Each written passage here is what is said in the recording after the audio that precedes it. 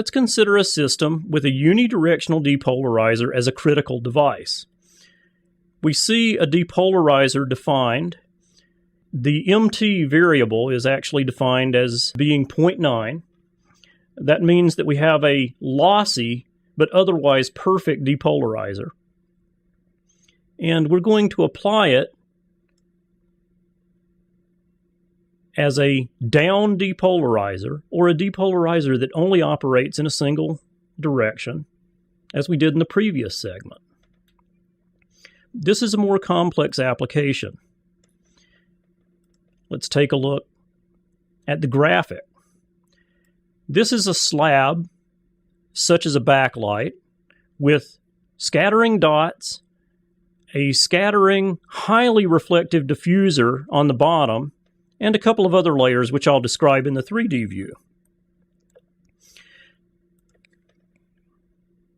So you see scattering dots, you see rays bouncing around, a few rays bounce out the bottom, but what we really want to do is examine what's happening above the system. When we couple out of the backlight, we have a hybrid polarizer, and that hybrid polarizer lets one polarization be transmitted and reflects the complementary polarization back into the system for recycling, which results in a more efficient backlight design.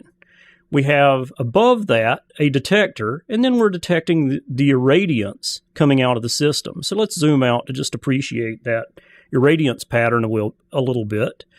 And now we'll zoom back in to talk about what the Mueller is doing for us. Before we get to this polarization splitter, we have light that has been diffusing through the system via scattering surfaces. So as we exit the system, we discriminate or strip off one polarization and let it transmit, while we reflect the complementary polarization back into the system. So this Mueller down depolarizer, as it's called, has no effect on light that is coming up. But light that is coming down off of the polarizer is reconverted to unpolarized, so it can interact with these diffusing surfaces without having to worry about polarization tracking. We're assuming that these diffusing surfaces would depolarize the light anyway, and this just gives us a convenient way to lump all of the depolarization in one place, which makes the whole task of modeling this system a little bit simpler. Now let's take a look at the same system, but in terms of its polarization purity coming out of the top.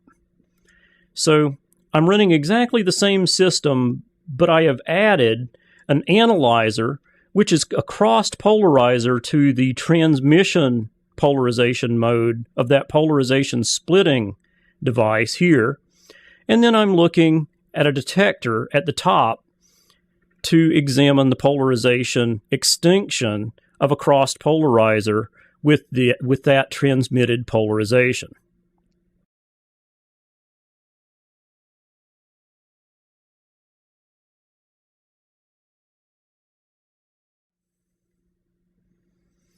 So now we see the extinction pattern for the analyzer transmission after going through that polarization splitter. So this gives us an idea of how good the polarization coming out of that polarization splitter really was. We see the Maltese cross pattern that we expect in high polarization extinction systems that operate at very large full angles of view. So here we're seeing a full hemisphere. This is straight ahead in the center, and to the extreme right is 90 degrees out of field, all the way out at the edge of the hemisphere, and correspondingly all the way out at the other edge of the hemisphere, the opposite edge. So this is a horizontal angular space, and then this is a vertical angular space. And we get good degree of polarization and therefore good extinction or low leakage along that horizontal line and along the vertical line.